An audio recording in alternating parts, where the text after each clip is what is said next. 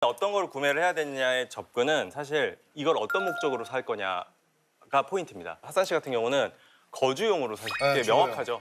그 주거용으로 사실 거고 그다음에 그 기간도 지금 특별히 뭔가 정해진 게 없어요. 그죠? 일단 회사 생활 하실 거면 계속 거주하실 거고. 근데 실제 이 가치, 부동산의 가치가 어떻게 변화할 것인가까지도 생각을 하셔야 됩니다. 그러면 가장 기본적인 접근은 대지 지분으로 접근을 하셔야 됩니다. 대지 지분이라는 것은 건물을 지금 가지고 있다고 치면 이 땅 위에 몇 퍼센트를 내가 가리고 있느냐 위에서 봤을 때 이걸 건폐율이라고 그러잖아요. 그렇죠, 건폐율. 그다음에 용적률은 층이 여러 개 있다면 층을 다 더한 면적을 전체 땅 면적으로 나누는 겁니다. 그러니까 예를 들어서 100평짜리 땅에 60평짜리 건물이 있고 60평짜리 3층이 있다고 치면은 180%의 용적률을 내가 먹고 있는 거예요. 네네네. 용적률이 너무 높아지면 특히 오피스텔의 경우에 용적률이 굉장히 높죠. 그러면 자기 대지 지분이 되게 적습니다. 그러니까 예를 들어서 내가 재건축을 하거나 재개발 이슈가 있어서 바뀐다 그럴 때 대지 지분 기준으로 내 권리가 책정이 되기 때문에 내 권리가 굉장히 작아지는 거예요. 자, 이 부분도 제가 근데 얘기를 하겠습니다. 빌라 같은 경우는 보통 대지 지분이 훨씬 넓기 때문에 훨씬 크기 때문에 네. 나중에 재건축, 재개발 이슈가 있을 때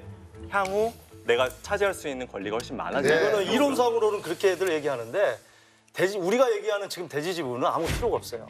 재개발의 요건들이 몇 가지 있습니다. 노후도라든지 여러 가지 뭐 차량 진입하기 힘들거라든지 갖춰지면은 그때 가서 대지 지분이 가치를 발휘하는 거지.